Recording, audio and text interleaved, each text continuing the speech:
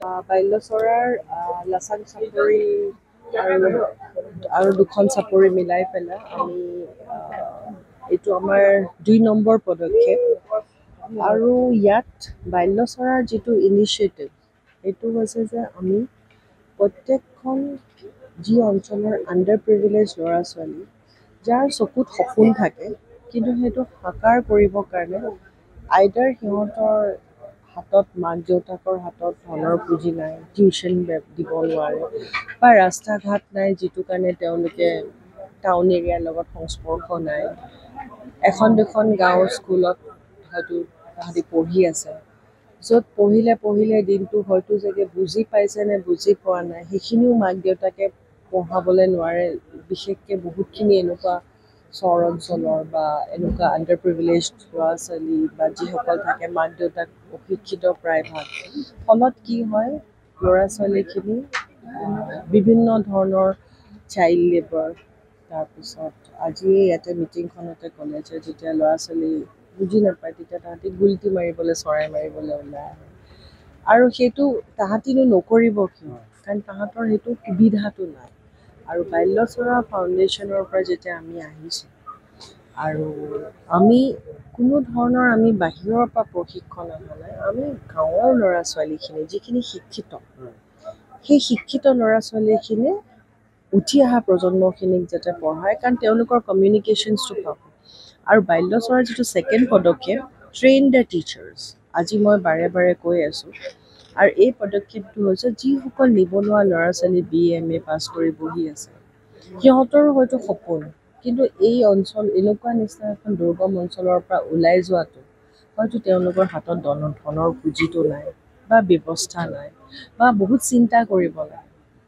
এতিয়া মই তেখেতসকলক এটাই অনুৰোধ কৰিছোঁ যে আজিকালি দিনত সপোন দেখিব পাৰে, কাৰণ আমাৰ চকুৰ আগত বিভিন্ন ধৰণৰ সুবিধা থাকে, আমি খালি ল'বলৈ জানিব লাগে।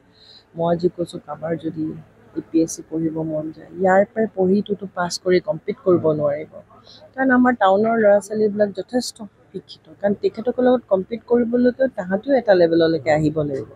আৰু বাল্যচৰাৰ ফাউণ্ডেশ্যন যে সেইখিনিলৈকে আমি আগুৱাই দিম আৰু প্ৰাইডিছ এণ্টাৰটেইনমেণ্টে তেখেতসকলক যিখন প্ৰশিক্ষণ দিব লাগে যে জীৱনটো আগুৱাই যাব সপোন দেখিবলৈ, সেই প্ৰশিক্ষণটো আমি গোটেই দায়িত্ব লওঁ। আৰু কোনোবাই যদি কয় বোলে নাই আমি ব্যৱসায় কৰিম, কোনোবাই যদি কয় আমি ষ্টাৰ্টআপ কৰিম, আজিকালি বিভিন্ন ধৰণৰ ষ্টাৰ্টআপ, বিভিন্ন ধৰণৰ কৰ্চেছ থাকে, জাৰ্নেলিজমে থাকে, বিভিন্ন ধৰণৰ আপোনাৰ এগ্ৰিকালচাৰ কৰ্চেছ থাকে। এই গোটেই কৰ্চেছখিনি আমি তেওঁলোকক পাঠদান কৰিবলৈ প্ৰাইডিষ্টৰ পৰা আমি তেওঁলোকক সহায় কৰি দিম, যাতে তেওঁলোকেও নিজৰ জীৱনটো এই গাঁৱৰ অঞ্চলত সোমাই থকাতকৈ ওলাই গৈ, আৰু ইয়াতে আৰু এটা কথা ক'লে খুব বেয়া লাগিলে যে বহুতখিনি ল'ৰা ছোৱালী কেৰেলালৈ গুচি যায়, যিটো বণ্ডেড লেবাৰ। আৰু সেনেকুৱা ল'ৰা ছোৱালী আমি সদায় পেপাৰে পত্ৰই দেখোঁ, যেনেকৈ MLA ডাঙৰীয়াই ক'লে মাহত কেতিয়াবা এনেকুৱা 2-3টা ডেড বডিটো নিবলৈ আহে। আৰু সেনেকুৱা অঞ্চলত মাকটোতো সদায় মাক, দেউতাকটো সদায় দেউতাক, সদায় ল'ৰা ছোৱালীৰ সপোন দেখে। চ' সেনেকুৱা এটা পৰিস্থিতিত আমি বাল্যচৰা এইটোত সোমাইছোঁ যাতে ল'ৰা ছোৱালী, মাক বাপেক যাতে গোটেই সমাজখন এখন সুন্দৰ সমাজ হওক। আৰু সময় আহিছে আজিকালি আমি আগুৱাই গৈ আছোঁ, আৰু আমি এখন সত্ৰ নগৰী, আমি শ্ৰীমন্ত শংকৰদেৱ মহাপ্ৰভু যিসকল সকলোৱে বৈষ্ণৱায়ত গোটেই পৃথিৱীখনত জানে, যাৰ সদায় আমি মূৰ দোৱাই থাকোঁ, আৰু আমি তেওঁ দেখা সপোনবোৰ আমি যাতে আগবঢ়াই লৈ যাব পাৰিম। আৰু সেইটো এটাই ৰাস্তা যে আমি যিটো right to education, right to live, সেইখিনি আমি যাতে আমি দিব পাৰোঁ। আৰু বাল্যচৰা আমি এইখিনিয়ে আমাৰ পদক্ষেপ, আৰু এইটো 2 নম্বৰ জেগা। আৰু লাহে লাহে আমি এনেকৈ জেগাবিলাক ৰিচাৰ্চ কৰোঁ, আৰু ৰিচাৰ্চ কৰি কৰি য'ত য'ত যাব পাৰে আমি গৈ থাকিম আৰু ভৱিষ্যতলৈ।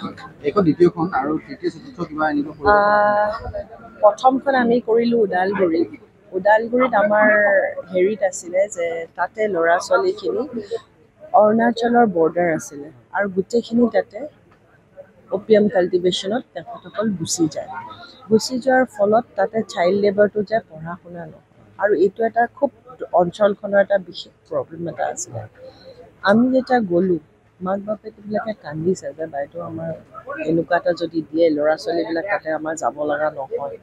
বোলো মই আজিও যেনেকৈ কৈছোঁ যে এইটো আমাৰ স্কুল নহয়, এইটো তোমালোকৰ স্কুল। আৰু আমি সেইকাৰণে গোটেই ভিলেজৰ মানুহখিনিক লৈ পেলাই আমি আগুৱাই লৈ যাওঁ। এতিয়া ইয়াতে আহিছোঁ কাৰণ এনেকুৱা এখন জেগা মাজুলীত আহিবৰ কাৰণেও আৰু ল'ৰা ছোৱালীখিনি ওলাই যাব, কাৰণ ইয়াৰ পৰা যোনে ক্লাছ 10 পাছ কৰে আকৌ কমলাবাৰীলৈ যাব পাৰে, বহুতৰ হয়তো সক্ষমো নাই। চ' ইয়াৰ পৰা যদি আমি ক্লাছ 10টো পাছ কৰে ভাল নামত সপোন, আৰু যিখিনি ভাল ল'ৰা ছোৱালী আছে আমি হয়তো গুৱাহাটীলৈ লৈ গৈ আমি অকণমান ধৰক সিহঁতক স্কলাৰশ্বিপ দিওঁ, আমি পঢ়াবলৈ এটা ব্যৱস্থা কৰিম বুলি এটা পৰিকল্পনা এটা আছে।